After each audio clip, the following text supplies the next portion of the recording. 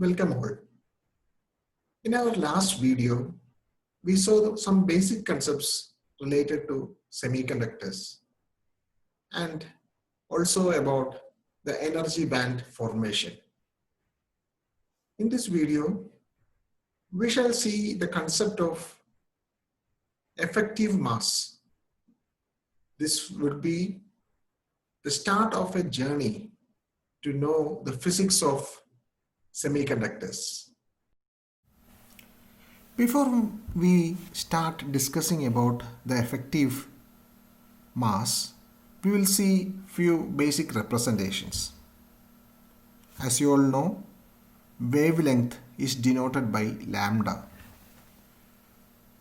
Why we are telling about wavelength in case of electrons? Electrons are particles. Then how can it be related to a wave? For information, electrons are particles as well as waves. So it can have wavelength. Similarly, another representation is wave number, which is given by 2 pi by lambda. It is also called as wave vector. This quantity is represented by k. This k is not Boltzmann's constant. You might have heard of Planck's constant, which is represented by the letter h. Reduced Planck's constant h bar is what we will be using in our discussions, which is actually h by 2 pi. Further, if we see the product of this reduced Planck's constant and wave number, we will get it as equal to h by lambda, because as you know, h bar is equal to h by 2 pi and k is equal to 2 pi by lambda. So the resultant of this product is equal to h by lambda, which is the equation for momentum. This is as per de Broglie's equation, which states h by lambda is momentum p. You might have studied in your school physics that momentum p is equal to mass m into velocity v. So de Broglie's equation gives another relation for the momentum p, which is equal to h by lambda. So as per the previous equation, now we can equate momentum p to h bar k. On analyzing this equation, we can understand h bar is constant. So k is representing the momentum.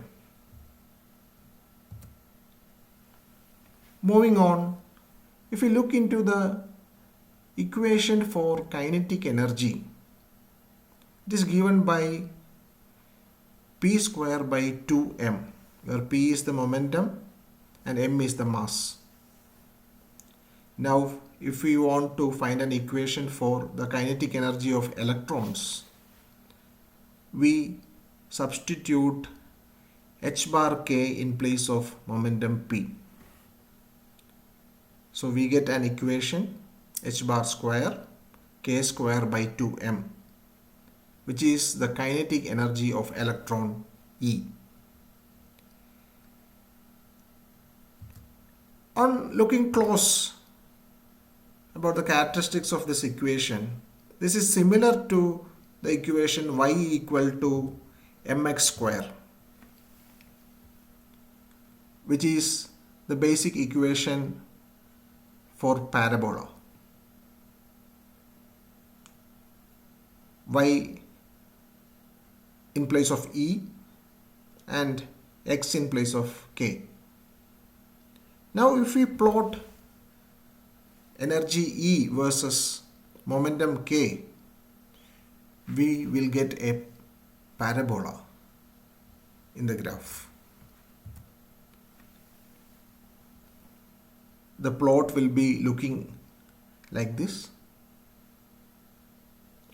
This is called as the EK diagram because it is a graph plotted between energy E and momentum K.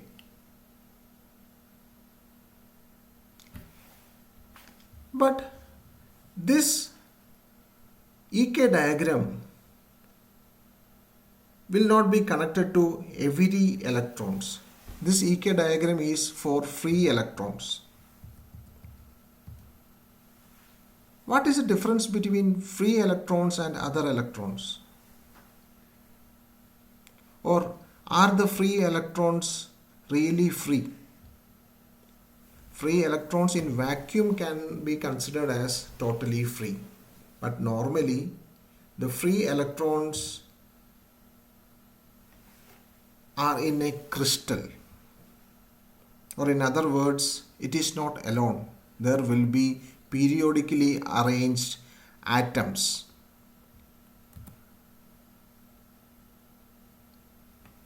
It is amongst these atoms the electrons are moving. So there will be interaction with the atoms which will have effect on the movement of electrons.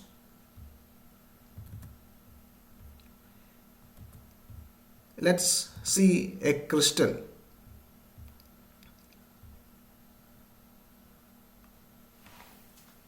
If we draw the three-dimensional figure of a crystal or a cube crystal, there will be atoms periodically arranged inside the crystal.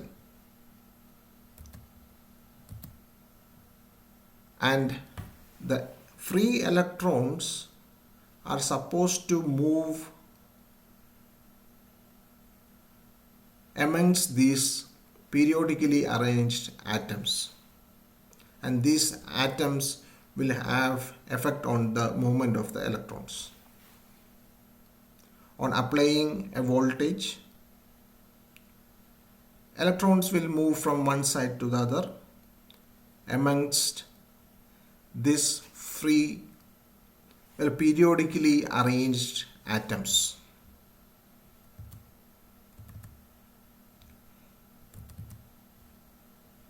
Now, how the effect of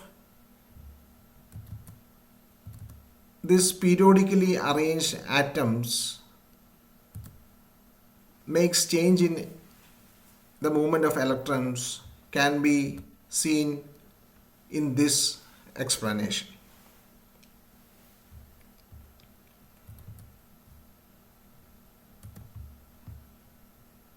If we consider the two-dimensional representation of atoms, it will be like this. The atoms will be arranged in equal distance. Let the distance be A. This distance A is also known as the lattice constant. These atoms produce potential or a potential well, and while the electrons move alongside this potential well, the movement is controlled or changed. This will have effect in its EK diagram too. The EK diagram of electron in crystal will be of this fashion. Remember the EK diagram of free electrons, which was a continuous parabola. In this EK diagram of electron in crystal, there are gaps in between. And Also, we could see that these are very periodical. These gaps occur in a fixed period, and that period is minus pi by a, pi by a, 2 pi by a, 3 pi by a, so on and so forth.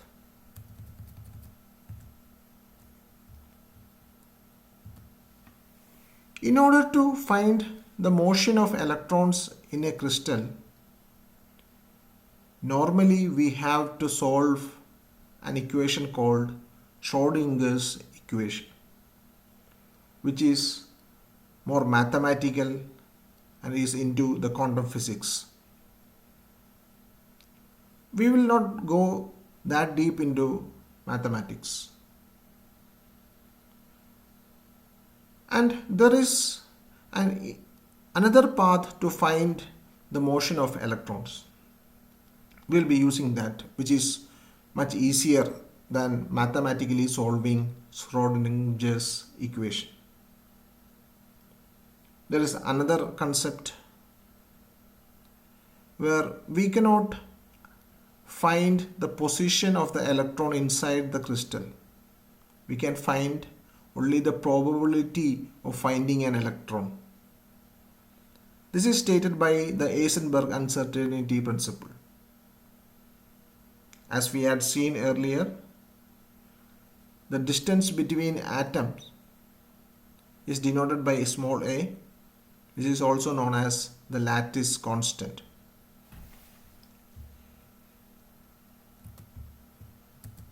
If we take a look back on the EK diagram of electron in crystal, the region from minus pi by a to pi by a is known as the first Brillouin zone.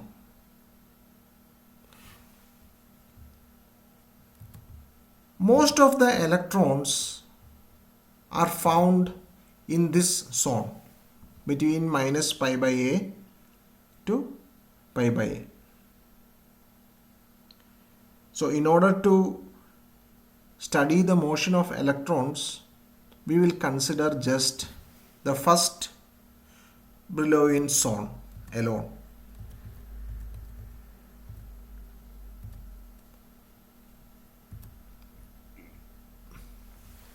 On considering the shape of the first Brillouin zone, if we look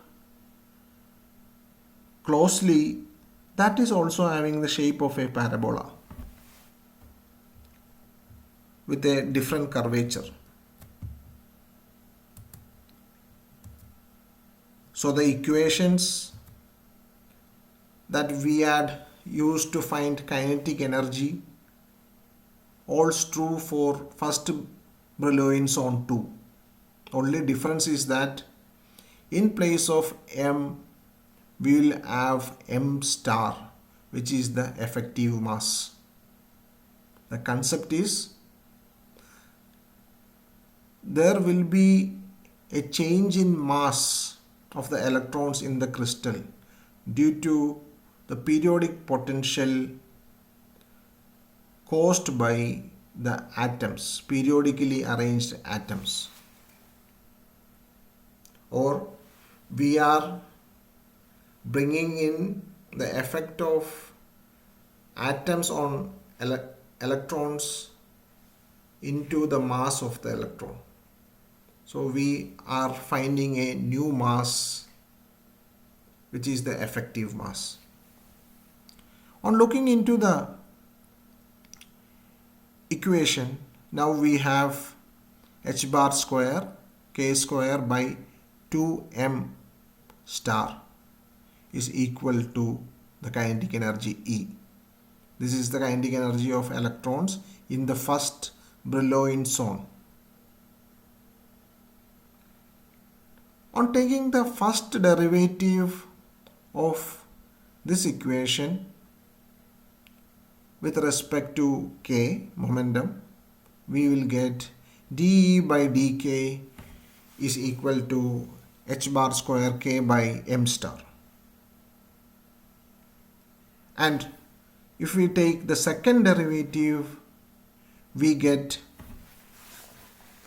d square E by dk square is equal to h bar square by m star, or the effective mass m star is equal to h bar square by d square E by dk square.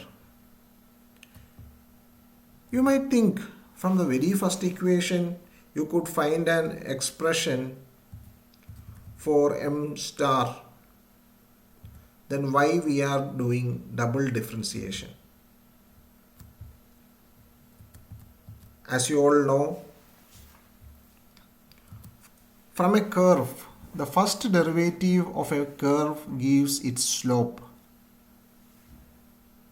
The second derivative of a curve gives its curvature. In the equation for effective mass, we see that the effective mass is inversely proportional to the curvature,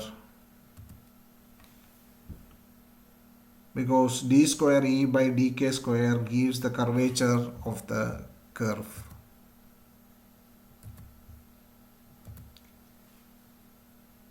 Now the mass, effective mass, is dependent on the EK diagram, which is different for different material of crystal.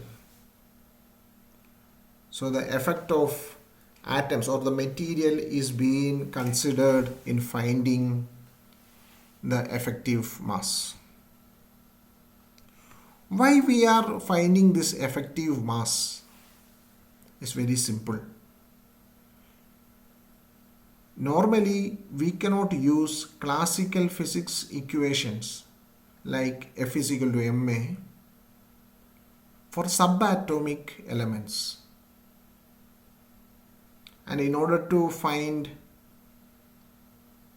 the motion of electrons, we need to do high mathematical solution of Schrodinger equation of quantum physics, if we are not considering the effective mass.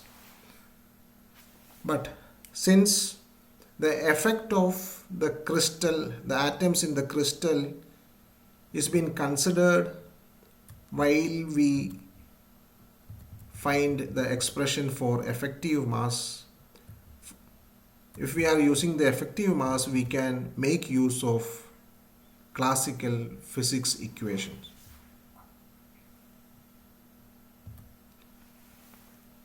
In the EK diagram, if we have high curvature,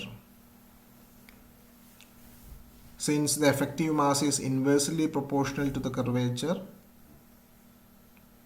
we will have lower effective mass. And the particles with lower effective mass will have greater mobility. Since we are discussing about the effective mass of the electrons, electrons with lower effective mass, the mobility of electron will be greater. So that makes us understand what effective mass is. Or in simple terms, we know mass of electron is 9.1 into 10 raised to minus 31 kilogram if the electron is moving in vacuum. But if the electrons are moving in a crystal, it will be having interaction with the atoms in the crystal. That will reduce or change the mass of the electron. That change due to the material of crystal can be incorporated into the mass by the technique of finding effective mass. With that, we will stop our discussion on the topic effective mass. In our coming videos, we will be discussing about Fermi-Dirac distribution. In quantum statistics, a branch of physics, Fermi-Dirac statistics describe a distribution of particles over energy states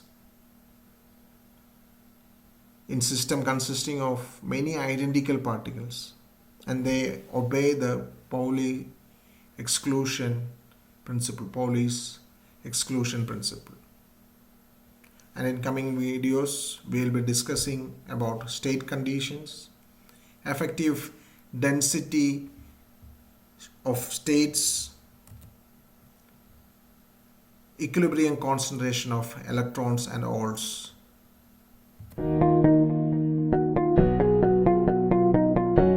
With that, I expect everybody to understand the essence of effective mass through this video. Thank you.